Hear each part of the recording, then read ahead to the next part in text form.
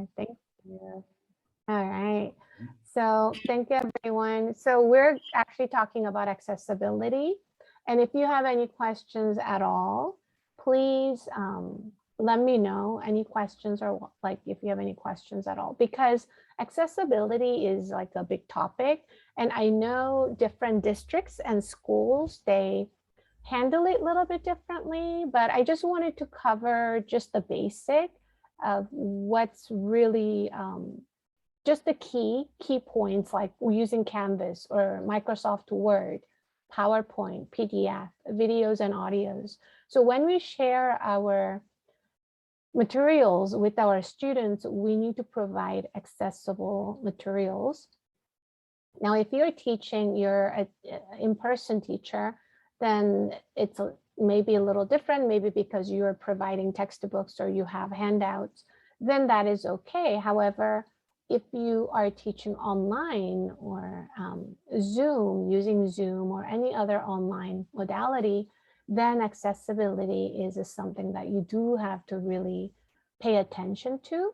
And I wanted to maybe go over some key or just a basic things that you really want to remember in terms of using Word or PowerPoint. Now, I know even if you're an in-person teacher, you may teach a class and you may email your students files like a Word file, PowerPoint. You may send a video, but you still want to make sure that these documents you're sending and you're sharing with your students are accessible. It's because we work for school, so we are obligated, it's the law that we have to provide accessible materials to our students. And this is according to the ADA, American Disability Act. This is something that we all as educators should really be aware of. So one thing I wanted to kind of share, and if you have experience with this, please let me know. What I've learned is just you really have to know your district and your school and what are the guidelines. So because I work for 3 different districts, it's very different how things get handled. So at one school I work at, currently this semester, I just finished, I got an email from one of the counselors, and the counselor said, oh, this is a student with hearing, she's hearing impaired. She's going to be going to your ESL Learning Center, and she's going to accompany American Sign Language interpreter. And so they notified me, so I knew. So when they came, I remembered to turn on my live transcript, and the American Sign Language instructor turned on her video so the student could actually watch her while I was teaching. And what I had to do was, because during the hour that she would come, I had like a conversation practice in separate breakout rooms, but I couldn't do that because she didn't feel comfortable practicing that. But instead, so I had to change my agenda. So I ended up doing like a grammar and writing. So she really loved it. She stayed for the whole semester. She came every Wednesday and with her interpreter, and it worked out really well. And whenever it was time to go, I would just wave at her, and she would like wave at me and smile. Now, that was really successful because I was informed. I was in advance, and so I knew what to do, and I could plan my lesson around my student. Now, this is what I learned after the fact, though, that I thought students who use American Sign Language, I thought they would have the same kind of syntax and structure in writing English. But no, I went to this webinar and I was told that if someone uses American Sign Language, they use very different order. So they don't write just like subject, verb, object. They may use like verb and object. So, or just object and verb. So it's very different. So then I realized, so that was one district. Another district, I had a student in my class, but no one informed me, but the student just signed up with the disability. But I knew the student had a disability because the student always had like his father helping him. in the video. It was a Zoom class, and he was in a wheelchair, and we could see him.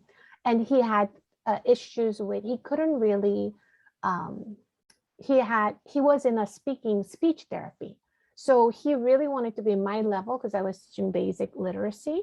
So he really wanted to practice phonics and speaking slowly. And when the parent informed me, then I understood. And then he was in my class for the whole semester. He did really well. My students were very patient with him.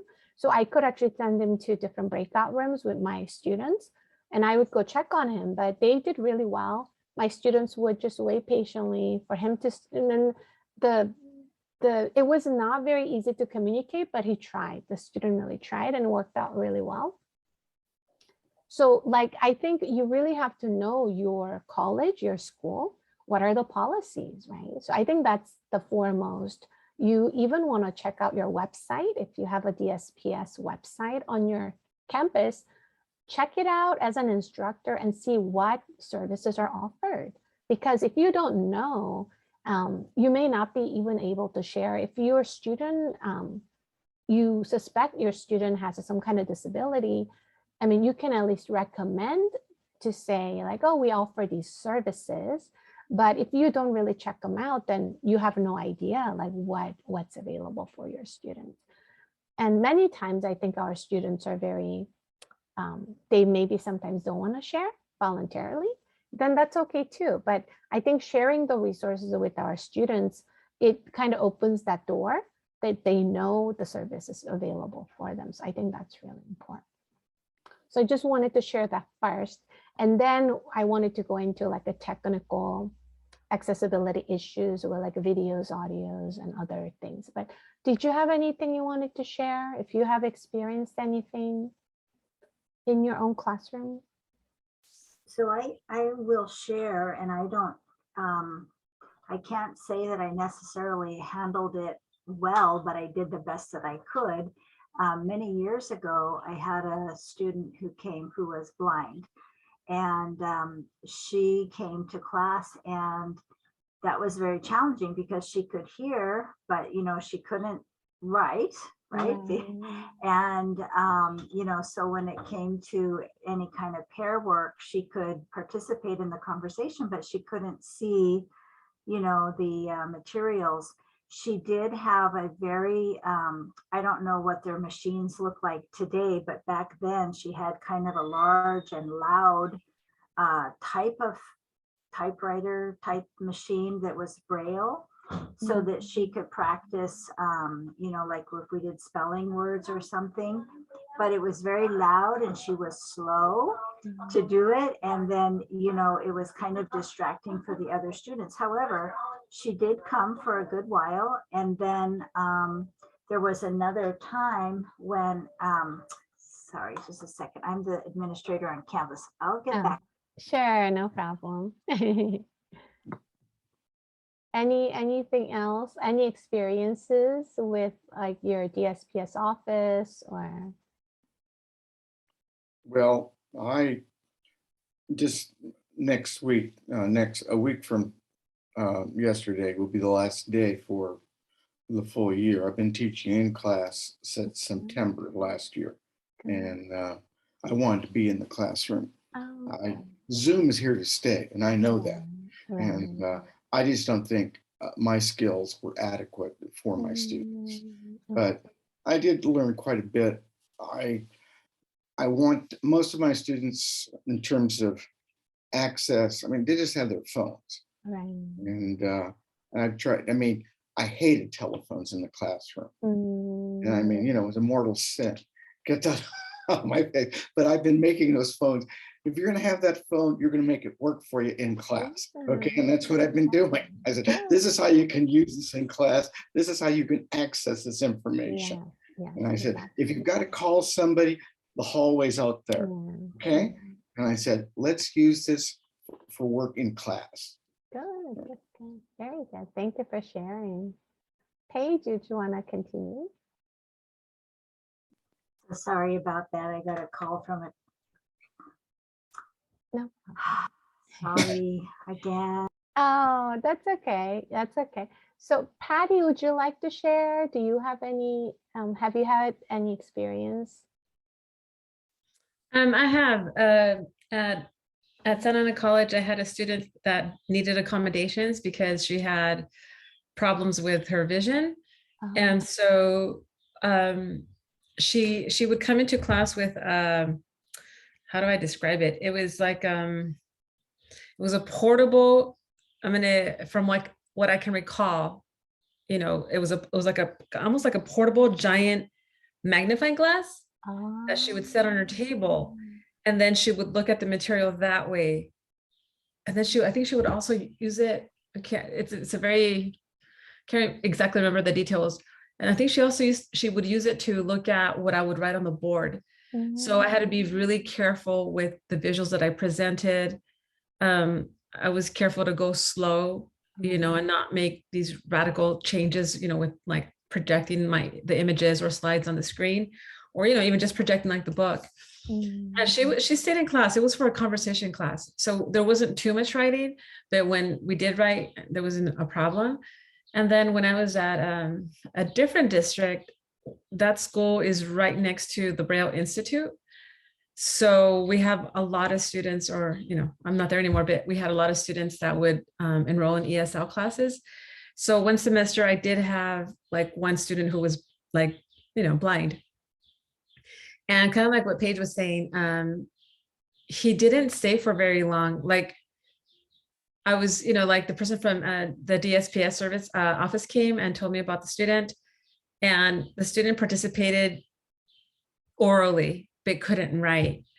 And I mean, looking back, you know, I feel like he should have had support in the class, like somebody writing for him, you know, taking notes, because he could still speak. And so he could, you know, verbalize what the sentences that he wanted to be written by having someone else do that for him. But I think I was still like adjusting to like, you know, teaching adults and also teaching like adults with like really with real needs, like, you know, because I came from like the K through 12 system. I was an elementary school teacher. So it was very different because you have people that push in, they support, you know, you have IAs in the classroom. So it's completely different. But when you're left to handle this like on your own in the classroom, you're a little bit lost, you know, but he didn't stay for very long. And it was unfortunate because, you know, I did want him to like take advantage of the class, and I wanted to see how I could, you know, help him speak English, because clearly he, you know, he was very limited. But that was my experience. So thank you. Thank you. Yeah, and if I can just say, Patty, you know, I understand how you feel, because, you know, I've often felt really badly when Isabel was sitting there and she wasn't able to participate. And so there was like a lot of wait time for her. But I also had to do the things that I needed to do for the rest of the class, you know, whether it was, you know, listening, speaking, reading, writing, whatever it was. And so that was very hard. And she came to our school a couple of different times. She was in my class more than once. But I never felt like I addressed her needs well. One thing we did do though, one of our teachers, or maybe she was even an IA at that time, but she, somebody plugged us into a Braille book thing. So she was able to get some books to practice her English in, you know, it was kind of on her own. Yeah, I don't feel like there was a lot of support or help for her really. Yeah, thank you so much for sharing. And I think as it's getting better, I think, and the services the districts and colleges provide, I think they're trying. So I think even this semester, I felt much better than compared to maybe like a couple of years ago when I had a similar student. So I think the services are definitely getting better. But as an instructor, or like someone like in a classroom, I felt like I really needed to make my materials accessible. So that's why I really wanted to share with you all today, just to share how to make your documents accessible. Even if you want to share a Word document with your teachers, you just want to make sure that you follow some of those key things. And it's always easy. I think it's easier to start a document, create a document with that mindset, that accessibility in your back of your mind, than trying to go back and fix it and make it accessible. That's actually even harder. So what I'm going to do is I'll share my screen. And this, many of you might have gotten your training already, and you might even know this. But what I'm going to do is, this is a Word document. So I just wanted to show you, whenever you use Word to create a document. One thing that you really want to pay attention to is you want to just use styles. Because when someone with a screen reader tries to read a document, like a Word document, the person needs headings. Just for us, we can scan and kind of see the title, or we can take a look at we can go and find a piece of information really easily because we are visual, we can see. But someone who cannot see and who's using a screen reader, the person may have to read the whole document to find one specific information.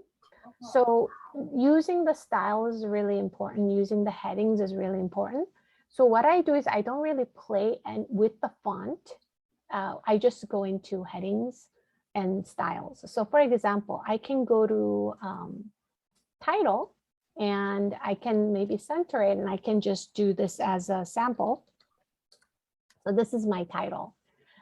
Whenever I want to start, I can go do the heading 1, and then I can do topic 1. Right? And then now it goes, if you notice, it goes back to normal. So this is the regular text. So for example, I can do just test, and I'll just write some things. And then what if I want to go into topic 2? So then I go to heading 2, right? So I go to topic 2. And then again, if you notice the style, it's back to normal. So then I can say test. So I'm just going to be listing just to show you. What if I want to put a subtopic? Then I can go to heading 2, and then I can do subtopic 1, right? And I'm just going to do this. And then I'm going to go to heading 2 and make a subtopic 2. And then I'm going to say test and test.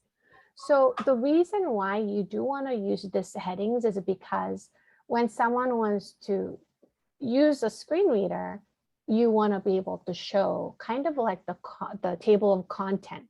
So when you actually view this, so I'm going to show you as the view, we can take a look at the navigation pane. And it shows here, so someone with screen reader can take a look at like heading 1, and then they can scroll down and take a look at subtopics, and they can choose which one. And someone who's using a special device, they can go to, they can actually scroll through these and scan the document really quick. So that makes it very easy for someone to read a document. So that's one key thing you want to remember, to use the styles. Another thing that's really important is whenever you insert an image, right? So you go and you want to input like an image. So what I'll do is I'm going to just choose one of my images from my files, and I'll just get one of my Bitmoji, and I'll do maybe this one. So here is my little image. What if I want to put this image on my document? What you want to do is you want to make sure that it has alt text. So someone, again, who's not visual, who's visually impaired, can actually take a look and read about this image. So what you want to do is you want to right click on the image, and you want to go to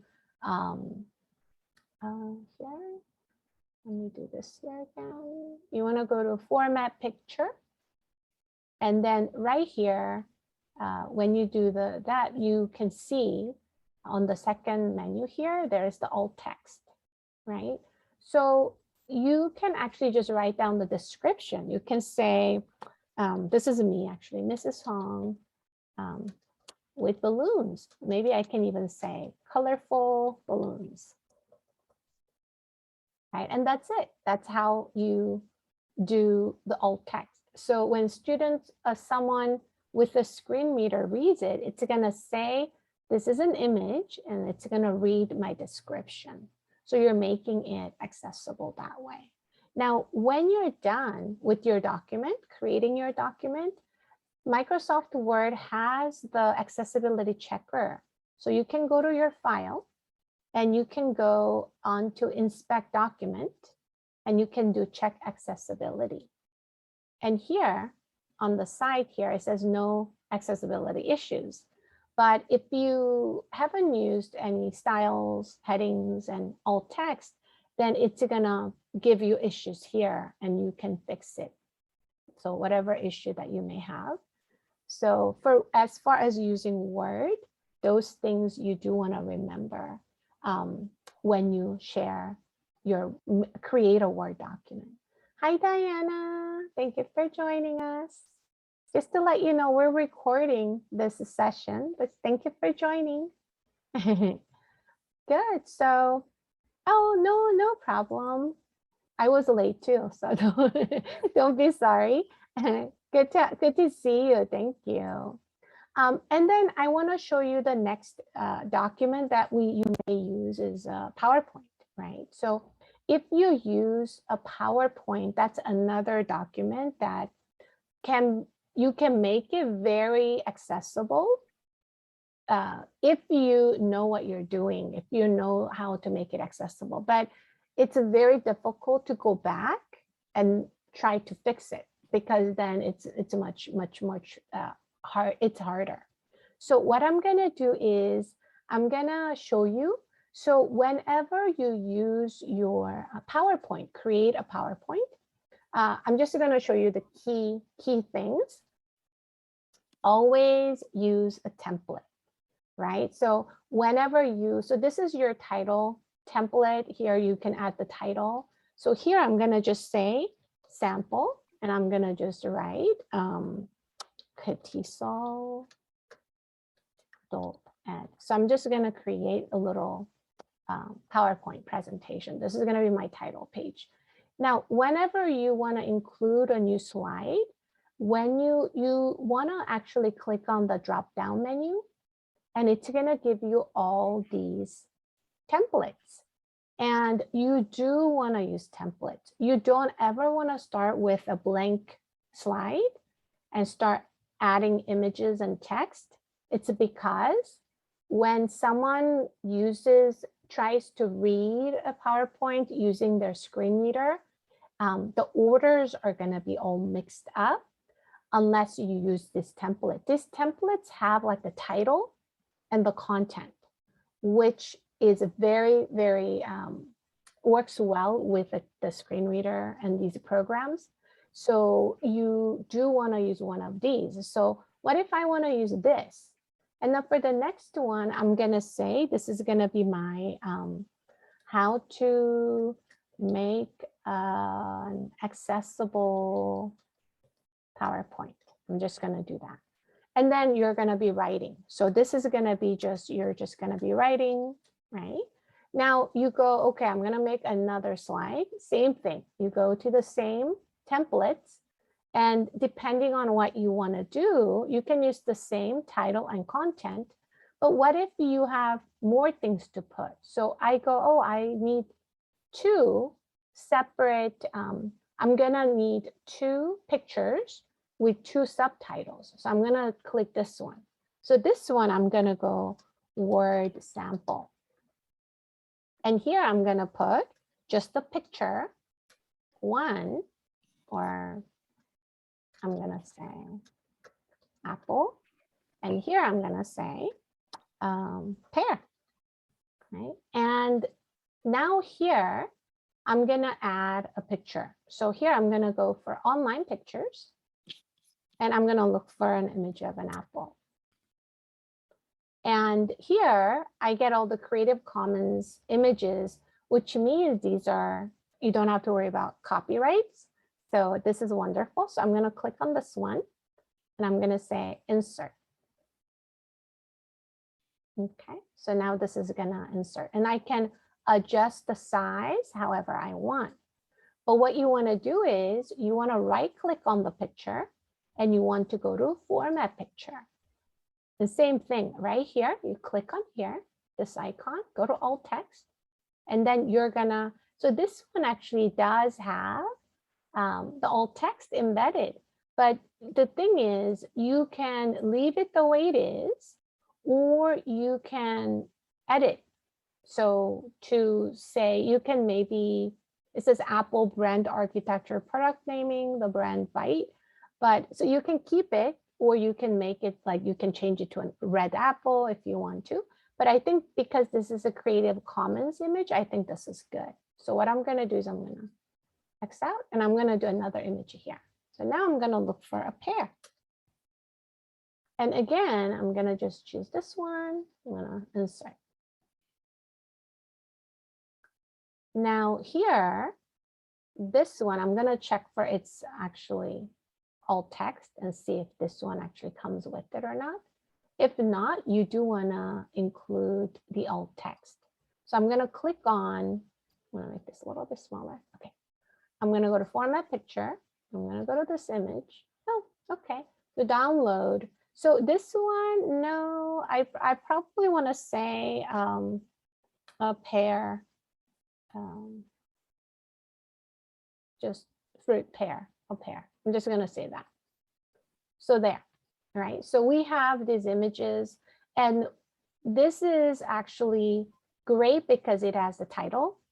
It has the subtitle with the images in each box. And when someone with the screen reader reads this page, it's going to follow the order. This one, this one, this one, this one, this one. But if you don't do this, if you just create a new slide like this, oh, actually, this just copied what I just did. So I'm going to delete. But if you just do a blank slide, right?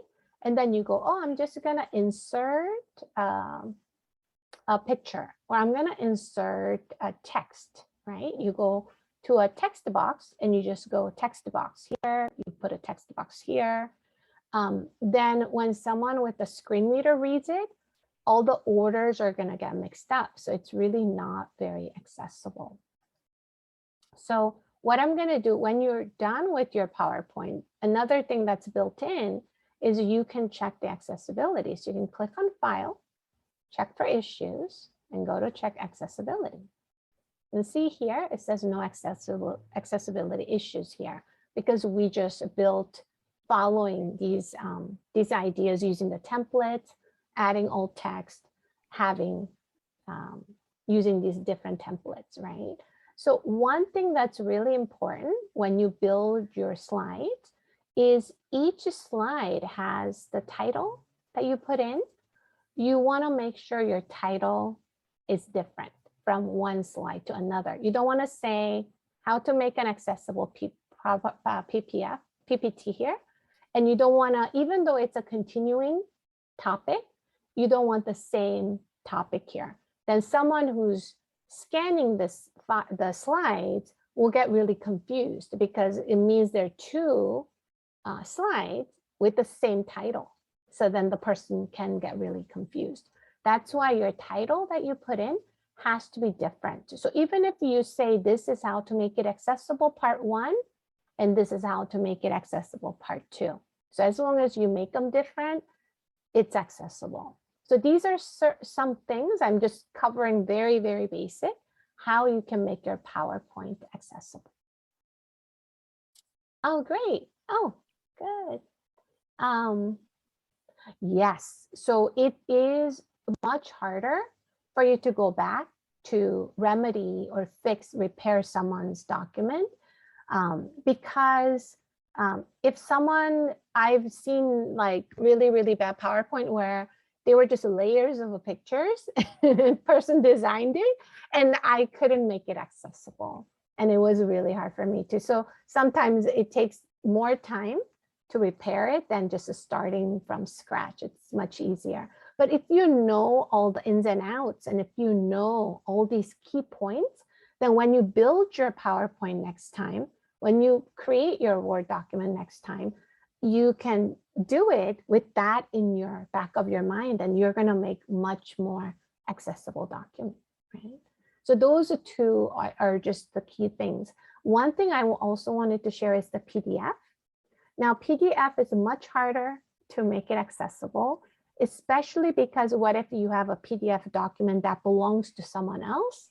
Then sometimes you cannot even make any edits on it. So that's why it's really hard.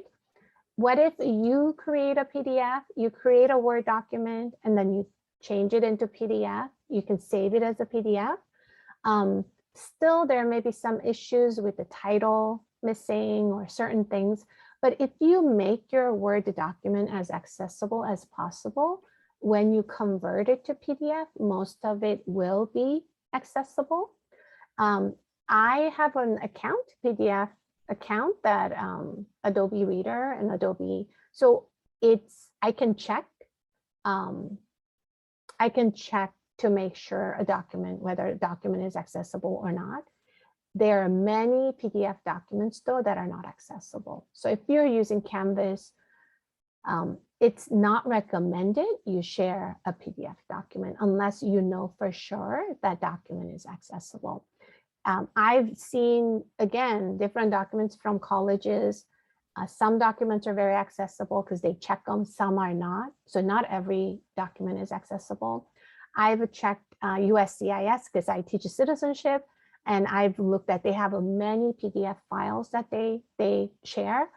They're all accessible. I checked them all, most of them, and they're very good. So it really depends on the organization. And so usually if it's a government organization, like the government website, usually they're very, very good.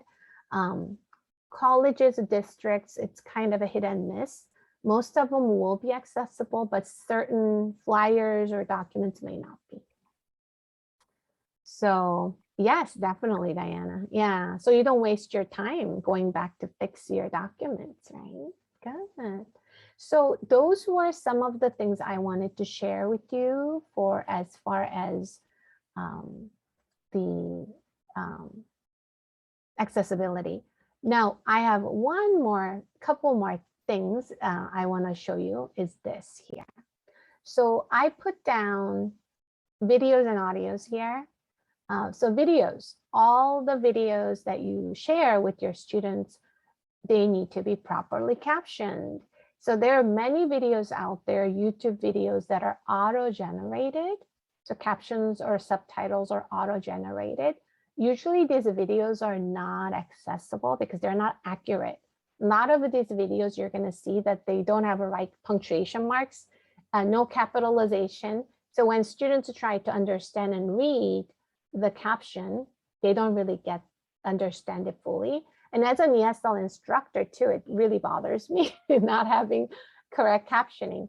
But closed caption means when you watch a video, you click on CC, and when you can turn on CC and turn off CC, that's a closed captioning. And it shouldn't say auto-generated, it should say just English, and that's it. And then you can see the caption under. So that's accessible. So when you create your YouTube video, make sure you go into editing mode, and then you edit your caption or subtitle. Very important. Last one is the audios. So if your instructors or you are going to share an audio file with your students, you always want to provide the transcript, audio transcript. And this is a must, because as someone who cannot hear, who's hearing impaired, they need the audio transcript, right? So that's some things. So as an ESL instructor, I share a lot of audio files for my students to listen and practice pronunciation, but I've learned that I need to provide the audio transcript. So these are some things that the basic but very important things. And I'm sure there are many other accessibility issues and things, but these are the main ones that I wanted to cover. Do you have anything that you wanted to share with us? I just want to say that, wow, what a great tutorial this was. Yeah, I really was. I mean, I've heard the buzzword accessibility, and I know our Yale Civics project leader has talked about that in some of our our meetings together, because she's in all of these statewide and other kinds of meetings, and I just had no clue, really had no clue, and wouldn't have thought about somebody else using a reader and how that organization was so important, or writing captions. And so this is really helpful. I just hope that I'm not going to walk away and forget it all. But this is recorded, right? So that little tutorial that you have is available. I think that's really great. Right. Yeah, thank you. And Diana has a very good point. I didn't turn on my live transcript, but usually, yes, with my class, actually, I do turn it on. So if the students actually want the transcript, live transcript, then they can turn it on or they can turn it off. That's another accessibility. So yeah, when I teach actually in my class, I do turn it on, but I completely forgot today. But yes, very good point. Yes. So live transcript is one, but when you actually record a video and you upload your video to YouTube, so it generates an auto-generated transcript or caption, but you have to check it to make sure, because a lot of times there's so many mistakes. So you have to go in there and edit and make sure it makes sense. Yeah. That's what I wanted to ask, to make sure, even in the Zoom transcript, you have to make sure you go in and edit it. So I did a presentation in PowerPoint. Actually, I used Google Slides on Wednesday during the EL Civics meeting. And then I went back and downloaded Google Slides into PowerPoint. And then I tried to do the accessibility, and it was so much extra work. But then I shared it with Lori Howard, and I'm sure she's going to send it out to our large group. But I don't know, how do I go back and check it? When you go into PowerPoint, is there something that you click that says accessibility or something, so that when I'm in slideshow, I can make sure that my alt text showed? And also there was one slide, it was just photos, but I couldn't modify the, what was it we were talking about? The picture order. Sometimes it's words and then the picture. So you have to be really careful thinking about when you're typing the slide. Exactly. Yeah. So it's just hard because sometimes we're doing so many different things at once. And I'm sorry I was so late, but I will watch the recording. Yeah, definitely. But yeah, when you go to file and when you click on file, it's gonna say check accessibility or check for issues. When you check that, it's the second item. I can even show you here. So when you have your PowerPoint open, you can go to files. And then here, it just check for issues is the one. And then you go to the second one, check accessibility. And this one doesn't say that it has any, but a lot of times, like once I learned, all my PowerPoints are fine. But if I pull up my old PowerPoint, then it's gonna have all the issues. And sometimes it's very difficult to fix. So that's what I did. So then when someone who needs accessibility opens it, my things will show up. Right. If they're using a screen reader, some kind of a reading device, then it's going to be able to read your slide in the right order. Great. Yes. Thank you for explaining that. And for what Paige was saying, since we're such a small group, I think we just need to get in the habit of doing it and then modeling it with our staff. And then just like, remember when we didn't even know what PowerPoint was? We didn't know how to insert pictures. Eventually we'll get there. Yeah. That's a good point, Diana. Thank you. And give ourselves a little break, because we are doing a lot. Yeah, we are. Yeah. But thank you, Song, for having this. I'm sorry that, I knew I was meant to do something this afternoon, but I just got tied up with other stuff. So thank you. Oh, you're welcome. Yeah, but it's just a knowing, because it's just a understanding. And so once you can start with the small steps. So for example, whenever you create a Word document, remember headings, remember alt text, and don't play with like the font and make it pretty. Like don't play with the colors, because it can be very distracting for some people. And another thing that I didn't mention is the color contrast is really important. So don't make anything like any PowerPoint with like the purple background with the blue lettering that are really hard to read, because then it's, even for me, even though I'm not vision impaired, I'll have a hard time paying attention or getting the information. So I try to always go very simple with the white background, black lettering, or opposite, just a very simple. Another thing that I didn't mention is whenever you're creating something, PowerPoint especially, you don't want to go with your font size. You don't want to go any size below like 20 or 24, because you're presenting, you're showing it, and people are going to have a really hard time reading your slides. So, I mean, I may need to pull out my eyeglasses and reading glasses. And so those are the things that you just want to pay attention to. And so, I mean, it's a great, and the more you practice, the more you get used to using these and remembering, you're gonna feel really comfortable using them. So when I first learned, I was like, oh no, too much, like too many things to remember. But when I got into a habit like this, just using it this way and just thinking it through that lens, it just is just natural. Now I just do it, right? So I know Patty's another expert in accessibility. So I feel like I took the whole floor, but Patty is another one that she's It was your presentation, and you've done an excellent job of explaining it. So yeah, I think what Song is saying, like if you make it a habit, and I know I have, especially because I write curriculum and I use Canvas to write my curriculum. So I have to make sure that I have like proper headings. So even when I'm writing like a regular document, like I wrote a kind of like a summary for admin this morning, and I click on title, heading, and I can't help myself because I feel like, and I know they can read. I mean, they don't have those needs, right, for it to be accessible. But I'm in the habit loop of doing that. So it's good practice to just do it, and it'll make your work easier, because if there is a time where you have an instructor or a student that needs accessibility, then it's there already. So yeah. Thank you. I'm a little sad though about, not using fun fonts, and, and I don't know if I would need to do this, but I sometimes write poems for our staff.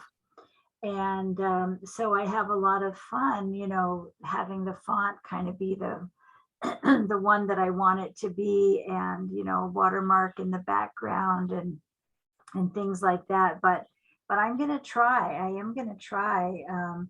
I've seen those little boxes all the time when I use Word, but I never deliberately chose to use any of them. So very nice. Thank you. So what I'm gonna do is I'm gonna stop recording. So let me go ahead and stop recording.